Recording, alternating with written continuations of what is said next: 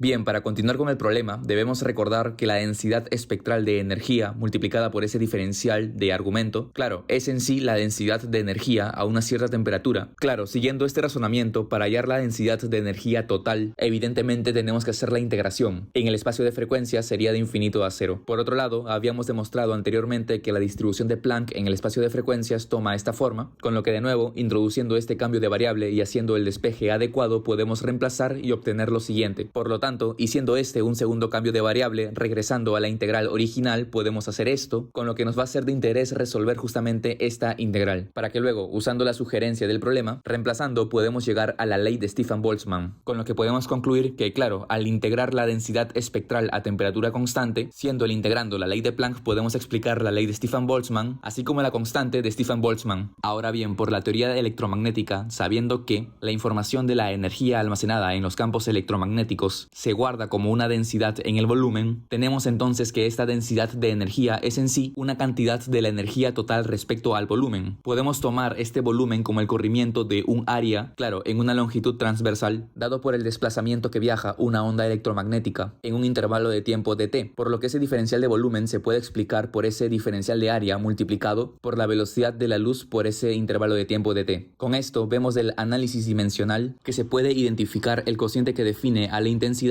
y separar por otro lado a la inversa de la velocidad de la luz. Así, por tanto, la densidad de energía almacenada en un volumen V es igual a la intensidad que se propaga sobre el área superficial de ese volumen V dividido entre la velocidad de la luz. Este resultado se pudo haber demostrado de manera más rigurosa usando el teorema de Poynting. Ahora bien, claro, por tanto, tenemos que este U sería igual al I sobre C, y como piden la temperatura en la superficie del Sol, podemos tomar ese I como la intensidad que se propaga en la superficie del Sol. Consecuentemente, usando Stefan-Boltzmann, ese T sería la temperatura en la superficie del Sol. Ahora bien, también, considerando isotropía, homogeneidad y linealidad del espacio, y tomando el origen emisor de las ondas electromagnéticas como un punto, claro, los frentes de ondas serían esféricos, por lo que tomando un par de frentes de ondas, uno en la superficie del Sol y el otro en ese frente de onda esférico que pasa por la Tierra, es decir, una esfera de radio, distancia Sol-Tierra, es claro que por motivos de conservación, para esta situación ideal, la energía que va a atravesar estos dos frentes de onda emitida por un mismo origen va a ser la misma. Esto es, la energía que traspasa la superficie del Sol va a ser la misma que la energía que traspasa el frente de onda que pasa por la Tierra. Por lo tanto, derivando se da la igualdad en las potencias, y siendo la potencia igual a la intensidad por el área, y el área de la superficie esférica 4pi por r cuadrado, podemos llegar a esta relación de conservación de esta relación inversa, del producto de la intensidad con la distancia al cuadrado. Con esto, la intensidad que pasa por el Sol, multiplicado por el cuadrado del radio del Sol, sería igual a la intensidad que se detecta en la Tierra, multiplicado por la distancia al cuadrado Sol-Tierra. Siendo de dato la intensidad medida en la Tierra, podemos despejar el valor de la intensidad en la superficie del Sol. Con esto, y reemplazando en lo anterior, podemos encontrar la temperatura en la superficie del Sol. Así que el problema queda resuelto.